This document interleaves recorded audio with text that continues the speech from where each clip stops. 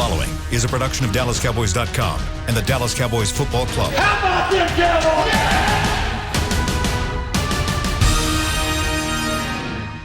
This is Talkin Cowboys. Streaming live from the Dallas Cowboys World Headquarters at the Star in Frisco. First down, handoff, Elliott plowing to the goal line. Buried, sacked by Lawrence. Prescott keeps it, and he bangs it in for the touchdown. And now your hosts, Isaiah Stanback, Heckma Harrison, Rob Phillips, and Kyle Yeomans.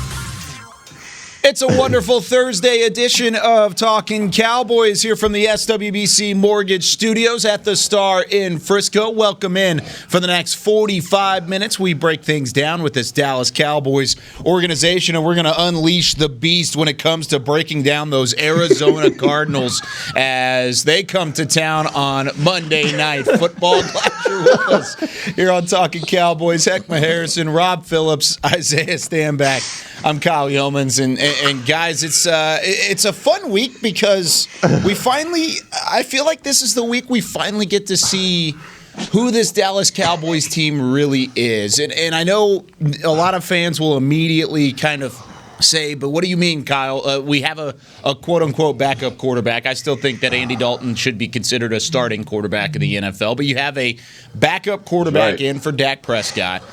However, whenever you look at the teams that the Cowboys have played and the Cowboys and the team that the Arizona Cardinals are, this is the first time you could really look at an opponent and say they're not a contender and they're not 0-5 at the same time. I mean, they're not winless teams whenever you talk about the wins and losses that the Cowboys have had, Rob. And I know whenever you look at the Cardinals specifically, there are a ton of tough matchups, but at 3-2, this is a team that I think could really be susceptible and allow us to get an accurate look at how this roster is built out. That's a good point. I hadn't thought about that. You know, it's not the Falcons and it's not Seattle, so it's somewhere in between. I think it's going to come down to which defense shows up and is more consistent, because I think the Cardinals defense has been more consistent than the Cowboys. I think any defense in the league just about has been in terms of where they stand statistically. But that game they lost a couple weeks ago to Carolina, man, they got shredded. They got shredded in yardage. They got shredded in points. And without Chandler Jones, it'll be interesting to see how the Cowboys can match up against it. We're going to get into that. But defensively, which team brings it more is going to make the difference, I think, in week 6. Heckma? Yeah, my thoughts on this game are going to all revolve around turning the ball over. And if we can correct those mistakes, we will probably put ourselves in any ball game versus any opponent. It's just those self-inflicted things that we've done over the course of the last 5 games, and it's turnovers on our side of the field that have all been points for the other team. So limiting those are going to help us a lot. And obviously with Andy Dalton, we're going to have to modify our game plan. And I'm not saying dumb it down. I just believe it's going to be a modified game plan in order to give us some success on offense. Yeah, and I'm going to keep leaning on the fact of time of possession, right? And I know it kind of goes hand in hand with a lot of different aspects of the game, but Rob alluded to the defense. I'm a big component of, obviously, defense really controlling the game, and as long as we can keep this offense off the field and we can remain on the field, we win that time of possession, and that's exactly what we need to do. I see that Arizona's had the ball, almost 29 minutes every game on an average of 29 minutes, and we have not had that. We have not been there. No. We've lost every game, I think, in the field time of possession aspect, and that's something that we have to turn around this game if we want to win. I went and looked it up, Isaiah. The Cowboys are 31st in average time of possession. I think it's like 26. Opponents are having the ball 7 more minutes a game than the Cowboys. That's ridiculous. And the only team worse is the Jets. So and the Giants are right there, Washington's right there. Those are 3 teams you don't want to be right next to really in any stat. So you're right. Yeah. They've got to, and it ties into turnovers like Heckma said. 2 more last week. You lose the turnover battle again, but yet you win the game. So that's not going to happen too often. They've got to clean it up. Yep. And we mentioned it yesterday, and I think Heckma brought up a fantastic point about Kyler Murray and the fact that Kyler Murray will turn the football over. He's thrown 6 interceptions already. He's had 8 touchdown passes, so that touchdown-interception ratio, not as bad as what we saw with Daniel Jones last week from the Giants' perspective, but this is still a quarterback that's going to force some mistakes and is going to put you in a situation as a defense to take advantage. The Cowboys did take advantage last week with DeMarcus Lawrence and the scoop and score from Anthony Brown as well. But whenever you look at the teams that the Cowboys have beaten, a combined 0-10, that's really a statistic that I think a lot of people might already know because of how bad the Giants and the Falcons have been.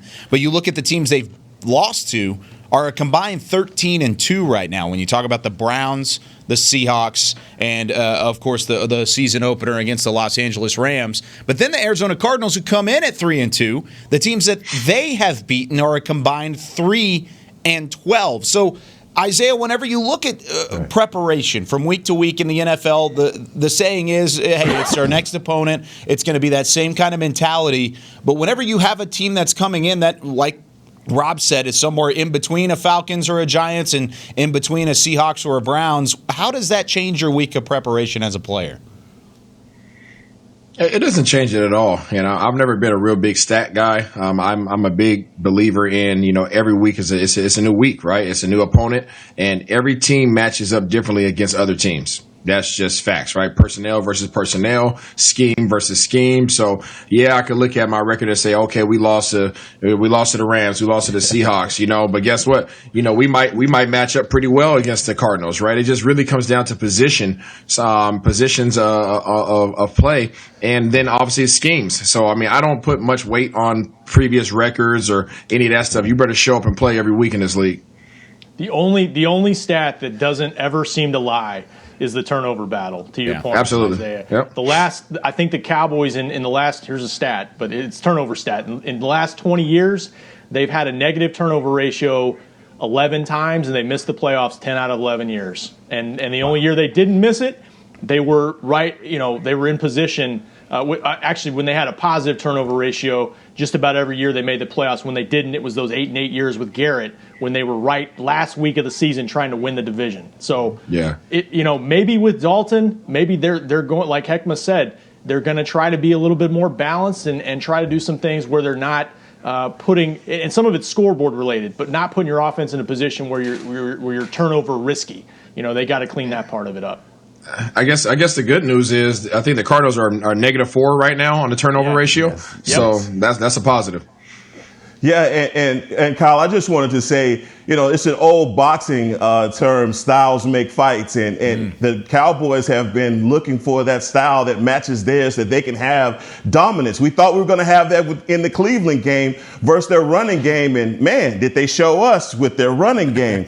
We also thought the same thing with the Giants RX coming in, and we surrendered 34 points to the Giants. So we're not in a position to overlook anyone, especially when you're giving up 160 points in the last 4 games. I mean, my DISD math may not be that good, but that's about 40 points a game. And when you look at that ratio and you talk about us making history by still winning 2 of those games after giving up close to 40 points, man, those are the things that have to be corrected. Now, I talk about the turnovers, and those are very important because you put your defense at a disadvantage. But at some point, we are going to have to take advantage of the matchups that we have on our side as far as defensively or offensively to take advantage of these games so that we can break these games open, basically, is what I'm trying to say. We just haven't been in a situation like that because every game we play has been a track meet.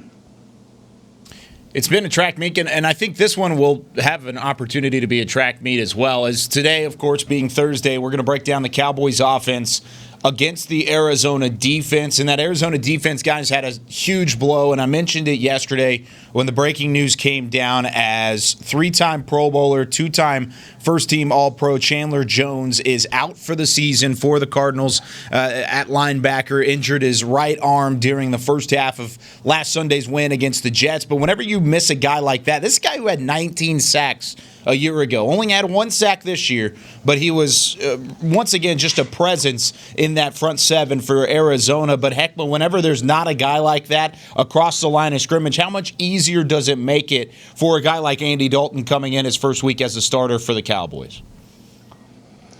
Well, obviously, he's going to be a notable miss for the Cardinals. But at the same time, they have some dudes still. Number 98, Corey Peters, he's a presence in the middle, and he's a guy that does push the pocket. So I think when we're not at the point as a team where if there's a guy missing, okay, we could take advantage of this. We're still going to have our work cut out for us. I mean, Angelo Blackson, number 96, he's got 6'6", 340 pounds. So, look, I know Jones being, the injury does kind of say, okay, we have it a little bit easier because we don't have that dog up front. But, nah, not really. And especially on the back end, man, their secondary is strong. And we'll get into that. But guys like Buda Baker and Pat P., look, this is going to be a challenge for our offense, no matter how you frame it. Yeah, it could be looked at as a gift, or it could be looked at as a curse, right? Because you think about it from a defensive coordinator's perspective. As soon as you lose your number one pass rusher, what's the first thing that you're going to do to apply pressure?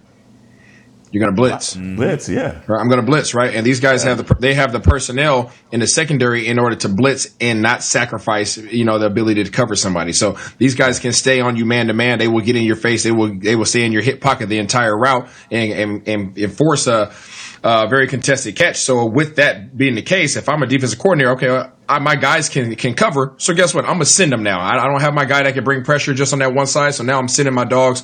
Now you have matchup problems on the offensive line and a tight end and a running back front because you're bringing guys from the second level and you bring guys from the secondary as well to create pressure.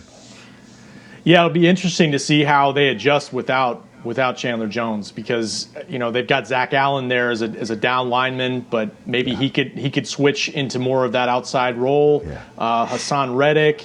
They've got a guy, Gardeck, who's got 2 sacks, who's kind of stepped up for them. But aside from that Carolina game where I referenced, they didn't get any pressure on Teddy Bridgewater at all. Besides that game, they've been pretty good in terms of kind of across the board getting some pressure. Their middle pressure with Jordan Phillips, Corey Peters, as Heckma mentioned. I think they've got 14 sacks on the year. So, I think to Isaiah's point, they feel like they probably can get pressure.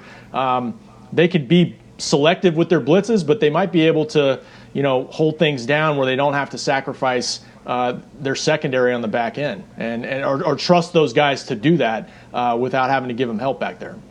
And we'll talk about the secondary coming up here in just a little bit. But, of course, Cliff Kingsbury, in addressing Chandler Jones' absence, said he wasn't sure whether Vance Joseph, the defensive coordinator for Arizona, is actually going to make a single replacement for Jones at that outside linebacker spot, or it'll be a rotation with Fitz, Gardeck, like Rob just mentioned, and also Reddick in there as well. There's a couple guys that could fill that spot. But whenever you talk about that front seven and the pressure they put, even without Chandler Jones being in the fold, and Isaiah, I know you've been critical of this offensive line that has played better over the last couple weeks, but how do you feel like they match up specifically against the tackles on the outside? I think they match up okay right now, honestly. I think they're okay. I think I'm more concerned with that internal defensive line and the size that they have up there. They're able, when you watch them on film, they're able to get some really good push against the opposing offensive line. So that's probably more of my concern than it is more so the edge rush. And honestly, that presents a bigger issue for us because we have a rookie in there as well. And we have him, we have Connor Williams. Both of those guys are a little light in the butt, as I would say, for interior alignment. So that's probably the biggest challenge. But in terms of our tackles and the issues that we've been having in that regard, I actually feel okay. Yeah, and for me, when I look at Zach Martin in the middle, I think he helps us tremendously at what you're alluding to, Isaiah, because he's the guy that next to Biotish, which Biotish, man, he's putting it out there, man, and he is a dog. He's going after people. I love what the rookie is doing. So I feel confident with that. I mean, Connor isn't going to be by himself, and they'll be able to get him some help. But, they're going to be the way that Arizona stacks and where their strength is where we're stronger in our interior line, and that's, at the right guard position. So I'm looking forward to that matchup. Yeah, Biotis did a nice job, in his first start. I think he gave up a sack second half, but overall what he's been able to do, really impressive. I thought this quote from Patrick Peterson, guys, was really interesting, though, just in terms of the Cardinals' approach potentially to this game. He told CBS Sports, stop the run, definitely got to stop the run and force, not saying he can't do it, but we have to force Andy Dalton to beat us. We feel if you take the ball out of Ezekiel Elliott's hands, there's more opportunities for bad things to happen if the ball is in the air. So, wow. Now I think he went out of his way to say that wasn't a knock on Andy Dalton, but clearly that's their approach. And so how do they approach it? Like, do they load up to stop the run, or like Isaiah said, they feel like they can just kind of play it straight and do it that way? Hey, because but Rob, that's been a game plan of every team. That's been a game plan of every team we faced. Nothing's changed. That's the truth, right? He's not spitting anything. He's not shooting any shots. I mean, we have averaged over 44 passes, I think, this year per game. I mean, that's absurd, right? So, I mean, it's just clear that where the teams are taking away the run and they're trying to make, before Dak got hurt, Dak was throwing it up there too. Luckily, they weren't getting intercepted, but there was plenty of opportunities for teams to get INTs. So that's essentially what Patrick Peterson's alluding to. They are very confident in this secondary and for the very right reasons. Now, with that being said, and this could be a stupid question, but I'm going to ask it anyways because I'm the host, but whenever it comes to taking care of the football, and we just talked about how the game plan hasn't changed, and you want to force Andy Dalton to throw the football, much like how Dak Prescott was forced to throw the football, who are you more comfortable taking care of it and not turning over a couple different times? Do you think it's Andy Dalton or is it Dak Prescott in terms of your two quarterbacks? I know Dak Prescott's out of the fold right now, but whenever who's back behind center, who are you more comfortable having not turned over the football? Dak. Okay. By how much of a margin, though? By a lot. Really? Why? By a lot. He right. I mean, because you look at the numbers, statistically, he hasn't been a turnover machine. He may have had a year where he had 13 interceptions, but if you go back to Andy Dalton's career, his 10-year career, he's had a year with 15 to 20 interceptions. So I'm just basing it off of the numbers. He is not a guy that turns the ball over. Hadn't been a guy that's turned the ball over. This first 4 games, obviously, he was on a roll to go somewhere we didn't want to see. But at the same time, just based off of those numbers, I would say Dak. Okay. I feel more secure with Andy personally, and I like Dak, but I think Andy's a better passer. I just feel like he's just an all-around better passer. I think he's more experienced. I think he's seen more. I think he's going to be more confident with this offensive line than Dak was, because Dak was spoiled with his previous offensive lines. Now it's Andy Dalton's time to be spoiled. Even with this offensive line, he's now spoiled compared to what he's had in the past. So I think he has every reason to continue to be confident with his abilities, and he's done it for a while. And you allude to some of the previous stats, and I said I'm not really a stat guy, but look what he was doing it with. He was having to try to force things with that squad, man. So I'm looking forward to seeing him now in this replacement role and seeing what he does with this opportunity. I would lean towards Dak just because I think he's had some stretches in his career where he's turned it over too much, and this is one of them. But it's been such a weird start where when you throw it 60 times, 2 straight games, like Isaiah said, there were some that he got away with, but you're also trying to force it too, because you're trying to get back in the game, and it just lends itself to more high risk situations. So, I think they've got a chance to be more careful with the ball if they're more balanced and if they try to get Zeke more involved, because I think Patrick Peterson said it, when the ball's in the air, there's just greater risk. Now you got greater risk for big plays, and I think you win games mainly based off chunk plays, but I think they need to do what they can to help Andy Dalton out, where he's not trying to just put it on his arm.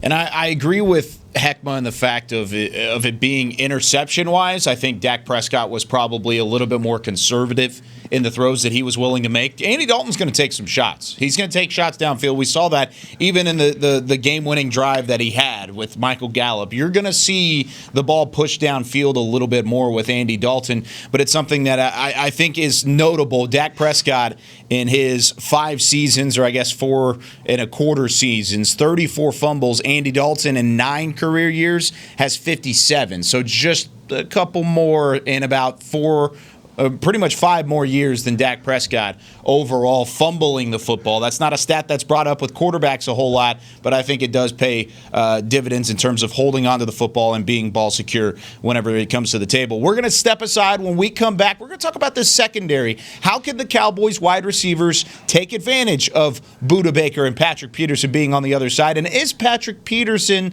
still an elite defensive back? We're going to ask that question when we come back here on Talkin Cowboys. Since 1865, Stetson hats are American-made with pride right here in Texas. And Stetson is proud to be on the field with America's team. Want to show your Texas and team pride too? You can. By purchasing your own Stetson, you can look just like how the flag guys do on field at every home game.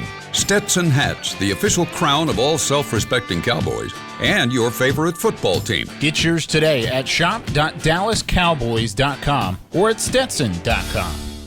Want to use what the pros use? How about the official men's skincare brand of the Dallas Cowboys, Jack Black? Right now you can get the Jack Black Starter, a curated collection of Cowboys locker room favorites for just $10 with free shipping. The starter includes 4 Jack Black skincare favorites plus a full-sized intense therapy lip balm. Go to getjackblack.com/Cowboys and use the code word TEAMJB. That's getjackblack.com/Cowboys. The Jack Black Starter, $10, free shipping. Essilor is a proud sponsor of the Dallas Cowboys, helping fans see more and do more with our best vision solutions.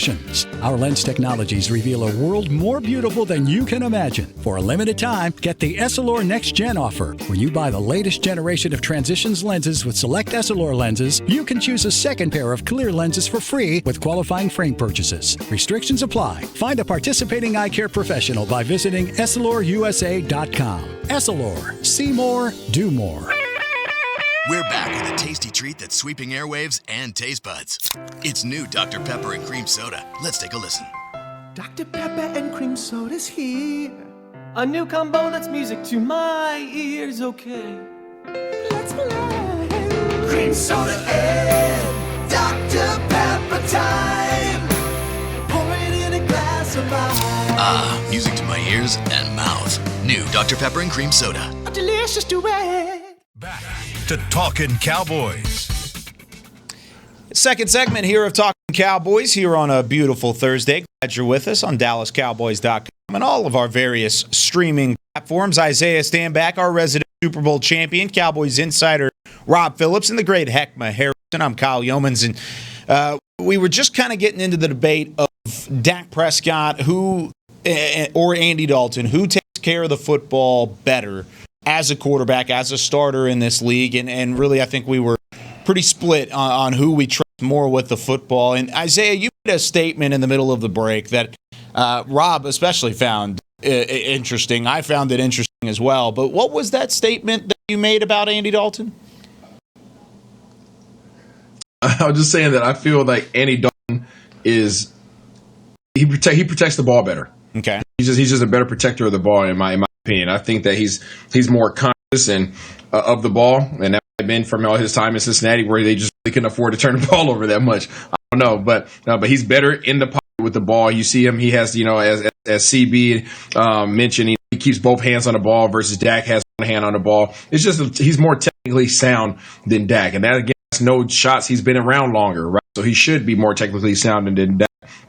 But then he doesn't just throw the ball up there for chance as much, in my opinion. I think he's a lot more precise passer, and I think he's just more efficient in that regard. I'm not saying he's a better overall quarterback right now, but when I am saying in certain these aspects and where we have to be sure right now, I think he's better.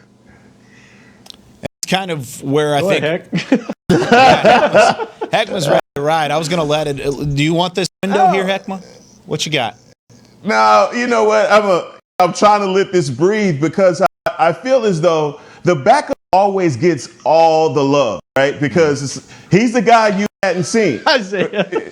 He is. Go ahead, man. He's the guy you hadn't seen. And you want to tell me, I believe that everyone's trying to sell this narrative that, the Cowboys are in better shape now than what they were with Dak. I don't believe it. I didn't say that. I'm not saying that you said that. Okay. But no, I'm not saying that. What I am saying is there is a narrative that's being written that we are in better hands, okay? Like, oh, don't worry about it. The backup is going to take you guys where you want to be. And also because the division is so bad, you guys can just walk into the playoffs. I just don't see that. I don't see that. What I see is a Cowboy team that because they've lost Dak, they're going to have to retool a lot of the things that they do. I think Andy Dalton's experience is going to make it where you don't have to limit what you do in your playbook, but there are certain things that Dak has done in your offense that you are going to miss. And also, this year, Dak was taking the next steps to be the elite quarterback. He was threading the needle. He wasn't throwing 50-50 balls or just throwing it up by chance and hoping that a guy runs under it. I didn't see that. So I think that, because we are dealing with we have to deal with Andy Dalton as starting quarterback. I just can't throw away the fact that he was on a team last year that went 0-8 with him starting.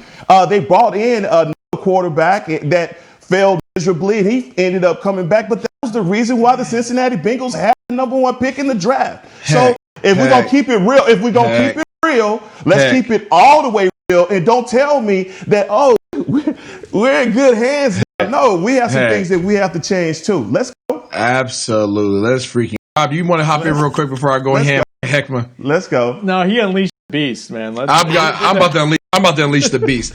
Listen to this, okay? Hey, you're trying to talk about team records as if the quarterback is more than one of 11 players on the field, right? And understand, he plays his position, he plays his role, but he cannot affect the play of every other person on that field. He can't affect the play. He can't affect the quarterback get the wins. No, not at all. Not at all. And I've happened to play that position. So no, you do not get those wins, right? That organization is terrible, right? The whole organization was terrible. He had new head coaches. The front office sucked, right? The support system sucked. I mean, freaking Andrew Whitworth left. I mean, come on, man. Like everybody and their mama was trying to get up out of there, right? He didn't have AJ Green for most of the time, so he didn't have a surrounding cast. So let's not compare the fact that his team was terrible last year, the fact to how effective he was as a quarterback. And again, I will reiterate it. He chose to be a backup. So as everybody's looking at him as, oh my gosh, the second string quarterback. And no, we're not saying, at least I'm not saying, heck, that, we're about to be a better team now because Andy Dalton's in instead of Dak. That's not the case. But what I am saying is Cowboys Nation should not lower their expectations of this 2020 and 2021 Dallas Cowboys team simply because their second string, aka Pro Bowl quarterback, is now coming in and taking the realm. You should not lower your standard because the production should not change. Now, when you talk about are they going to miss things? Of course, every quarterback is unique. There are two different styles of quarterback. Dak has a tendency to run more. Andy Dalton's going to sit in there with two hands on the ball and take care of the ball, right? He's going to be more precision passer. Guess what? He's going to take more risks down the field. And guess what? With these receivers, that's probably going to be a good thing, right? So as we're talking about these things, yes, you're going to miss some things, but you're also going to gain some things that you would miss if it was the other way around. I think there's a balance between, like they're not better off with Andy Dalton. I don't believe that. I think, and obviously Dak, like Isaiah said, brings some different things to the table in terms of read option stuff, especially around the goal line. I think he has more of an ability. I think Andy Dalton's a mobile quarterback, but I think Dak has more of an ability, I think, to make things out of nothing when things break down, which is really important in today's game. But yeah, I mean, I agree that you don't. I wrote about this yesterday. Expectations should not plummet right now for the Cowboys. Now, can they win a Super Bowl without Dak and with all these other injuries? It's really hard to see at this point. But they're 2-3. It's the worst division in football. If they can go 4-2 in the NFC East, just give me 4 wins out of 6, then a couple wins here and there, 8-8 might win this division. I think it very well could win this division. Maybe 7-9 wins this division. Just get in the playoffs. Get in the playoffs and see what happens. And I think absolutely, the Cowboys, they've made some moves this offseason that have not worked. Obviously, 2 defensive signings in the offseason didn't make it through training camp. Gerald McCoy got injured, obviously. But give the front office credit for spending a little bit more at the position. $3 million for Andy Dalton as opposed to $500,000 for Cooper Rush over the last couple years, whatever it was. That is looking like a move that might save your season because he absolutely can come in here and play. Absolutely. Heckma, you got anything else to add there on your rebuttal side? my thing has always been with Dak Prescott not missing any snaps or 2 snaps in 4 years. Andy Dalton didn't come to Dallas to save the Cowboys or take us to a Super Bowl. He came here because he was going to sit behind Dak. That's what it was. He didn't say, hey, honey, we're going to Dallas because I'm going to play, but I'm going to get an opportunity to play because Dak is going to miss some games. That wasn't what was going on. And so feeling like he's graced us with his presence is one thing, but another part about this is the fact that I feel more confident with Andy Dalton instead of Cooper Rush. That's for sure. But I just feel like you're not being sincere when you say, oh, he's going to be he's going to be better than Dak. And I understand we preface our statement. Who said that? You're basically, or is that not what you're saying? Are you not saying? I mean, I would love for you to run the film back and see where I said he's better than Dak. I just said I think he takes care of the ball better than Dak. Yes, that's what I did say. Okay. Well, just kind of, I'm getting a twinge of that, and so I'm just trying to see where you at, player. No. I'm a very direct person, Heckman. I would never just insinuate anything. Andy Dalton is going to ball out. Let me just clear that up right now. He is going. It is unfortunate that Dak Prescott is out. Nobody on this podcast, nobody in Cowboys Nation wanted Dak Prescott to get injured or not be present in any form or fashion. Whether it was him signing his franchise tender, whether it's him signing an extension, everybody wanted him to be playing. Let's get that out the way. Now, being that he can't play anymore, Andy Dalton is the best, and I mean the best option, not only as a second guy, but if you took Andy Dalton and said, hey, let's take Andy Dalton versus the worst 10 quarterbacks in the NFL, worst 12, let's say the bottom 12 quarterbacks, right? Right. Who do you put ahead of him? I mean, without having names in front of me, I'm sure I would have some names that would go in front of him. But at the same time, if you're going to do a hypothetical like that, if Andy Dalton had started the season with the Cowboys, what would our record be? Hypothetically. Hypothetically? Probably 2-3. Oh man! No, I don't know if he brings you back against Atlanta. I don't know if he brings you back. I don't know if it changes. I don't know if it changed because the reason why, and I'm not saying that the production would have fell off. I don't think the production would have been much different at all. Actually, our defense has sucked. That's what's lost us games. That's it. But what I'm saying is, but by saying that, it sounds as if people are trying to say there's going to be a drop off in production on offense. There's not. Mm-hmm. There is not going to be a drop off in production. He's not going to turn the ball over. He's a precision passer. He's experienced. We're about to start facing AFC teams that he's familiar with. Right, so where is this that we're going to have this drop off exactly? I just want to know. I just want somebody to pinpoint. Hey, guess what? We are going to lose production because Andy Dalton can't do this. I'm just waiting to hear that from anybody. Yeah, I don't know if anybody. I think if there's any concern, go for it, Rob. Go for it. If there's any concern, it just might be the protection up front. As many injuries as they've got, But I think he's underrated as a guy that can at least buy time. I mean, he's not gonna scramble around all day, and Dak doesn't either. I was gonna say he isn't either, and they both been in this system for the same amount of time, right? Yeah, it's true. Now, go for it, Rob. Go ahead, Kyle. No, I think absolutely they should still expect to go and win this division. I still think they can do it, but it's gonna take getting healthier on defense. They need some guys back. They need to get better defensively, just incrementally week to week, like they did last week. Last week was an improvement because you take away the two turnovers offensively that led to 14 points. They didn't give up 34 points defensively. They did a better job. Some of their better players stepped up. You do that, you clean up some things on special teams as a team. Right. If you get better and you stay relatively healthy after what you've been through already. With Dalton, I think absolutely they should expect to go and try to win this division still. Yeah, I think that still is the expectation. And I know Jerry Jones and Stephen Jones probably feel that same way. The expectations don't drop, even though they might change a little bit. They don't necessarily drop. It's just a different way of looking at the 2020 season because of what happened whenever you're building this roster moving forward. And I know yesterday we kind of got into who had the better supporting cast for Andy Dalton. And the Cowboys, I think the supporting cast this year is better than anything else that Andy Dalton's ever played with, maybe with the exception of the defense. Because even when you look at the defense in 2018 and 2019, they were 30th in the NFL, and they were 26th in the NFL in terms of average yards per game allowed defensively. And then on the offensive side of the football, how about this from last year?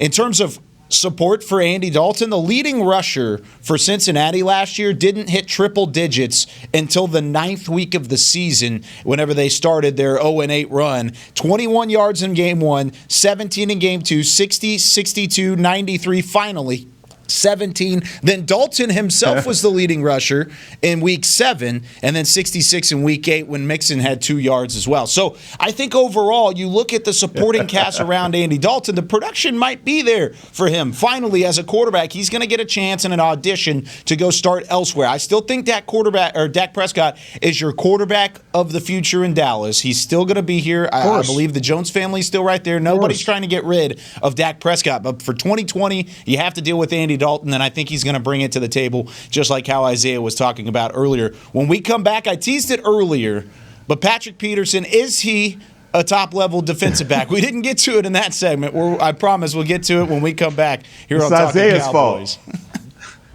I'm Jay Novacek, former tight end for the Dallas Cowboys. Back in the day, I was the guy who always got the tough yards, and that's why I run with John Deere today. In fact, I have a John Deere 3025E tractor that can handle any yard work I need to do, even the tough yards way out back. So if you have 1 acre or 1,000, John Deere has the equipment that's just right for you. Visit a John Deere dealer today and run with us. We are the official tractor provider of your Dallas Cowboys. Essilor is a proud sponsor of the Dallas Cowboys, helping fans see more and do more with our best vision solutions. Our lens technologies reveal a world more beautiful than you can imagine. For a limited time, get the Essilor Next Gen offer. When you buy the latest generation of Transitions lenses with select Essilor lenses, you can choose a second pair of clear lenses for free with qualifying frame purchases. Restrictions apply. Find a participating eye care professional by visiting EssilorUSA.com. Essilor. See more, do more.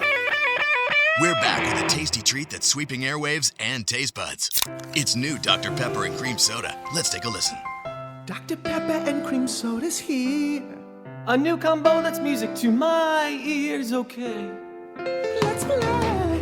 Cream Soda and Dr. Pepper time. Pour it in a glass of ice. Ah, music to my ears and mouth. New Dr. Pepper and Cream Soda. A delicious duet. Want to use what the pros use? How about the official men's skincare brand of the Dallas Cowboys, Jack Black? Right now, you can get the Jack Black Starter, a curated collection of Cowboys locker room favorites for just $10 with free shipping. The starter includes 4 Jack Black skincare favorites, plus a full-sized intense therapy lip balm. Go to getjackblack.com/Cowboys and use the code word TEAMJB. That's getjackblack.com/Cowboys. The Jack Black Starter, $10, free shipping. Back to Talkin Cowboys. The conversation continues into the break here on Talkin Cowboys.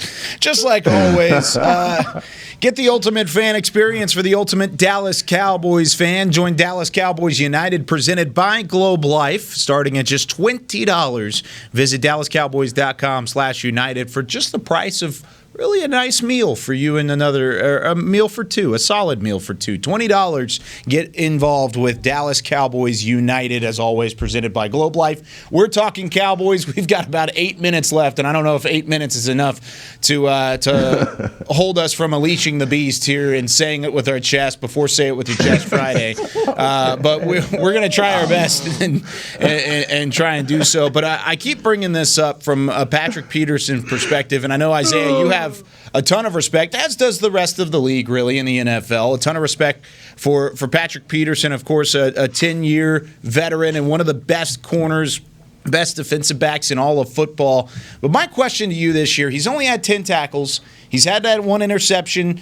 He's been targeted 27 times, and he's allowed 15 receptions. But is Patrick Peterson, when you watch him on film, Isaiah, the same Patrick Peterson that he has been?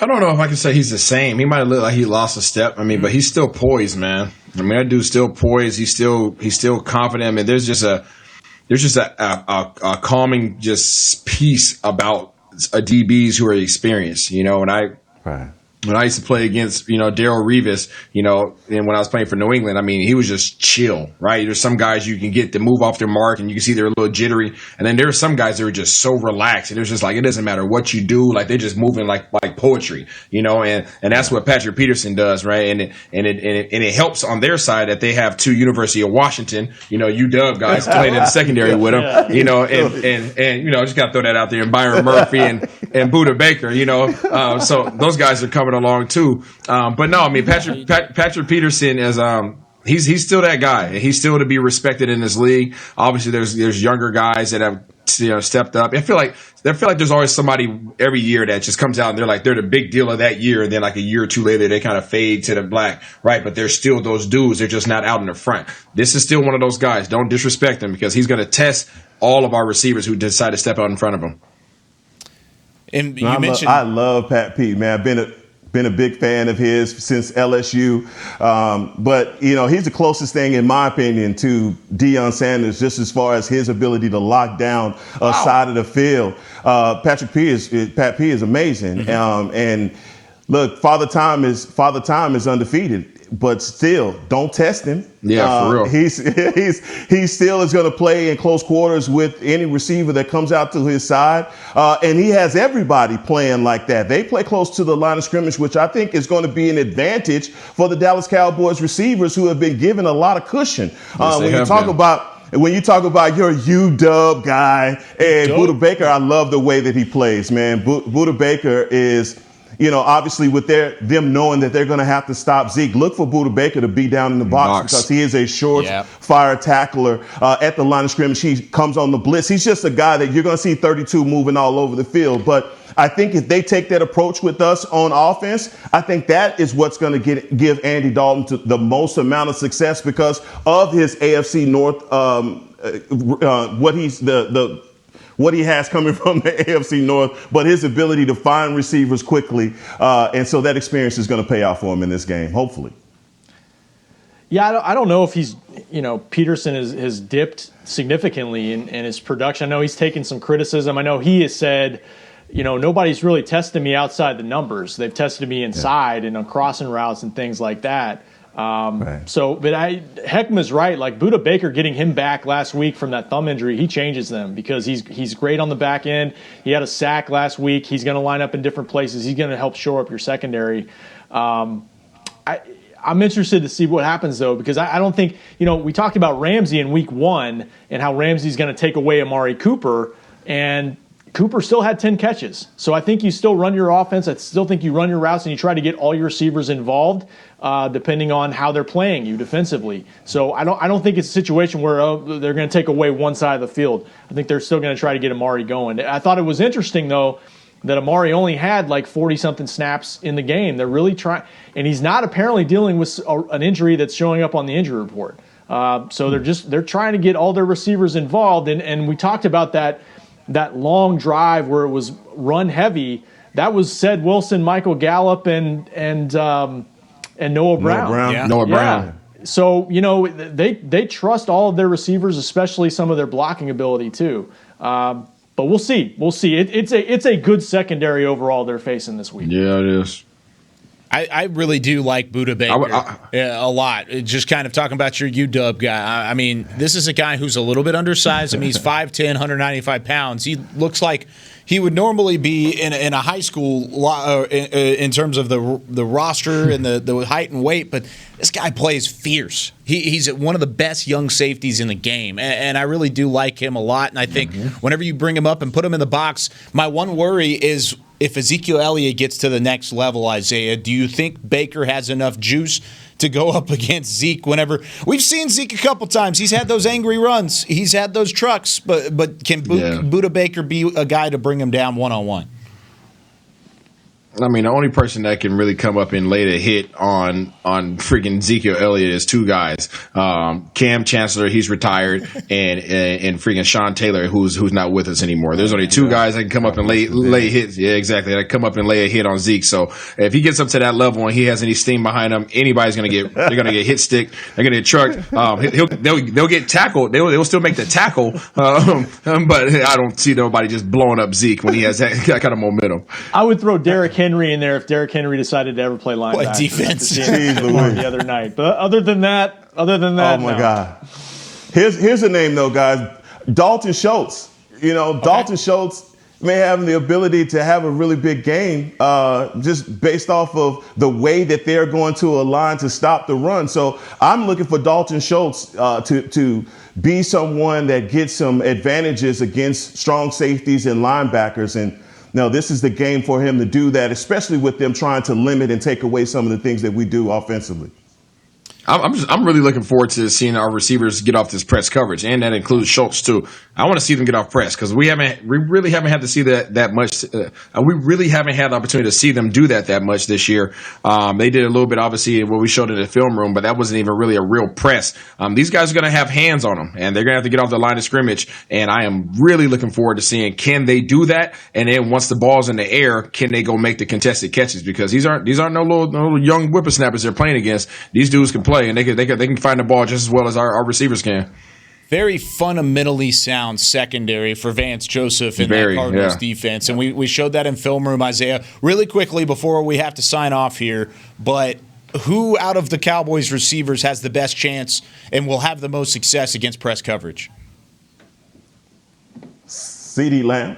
Oh, CeeDee Lamb? You agreed? Yeah. You agree there, Isaiah? Rob? Yeah, I agree.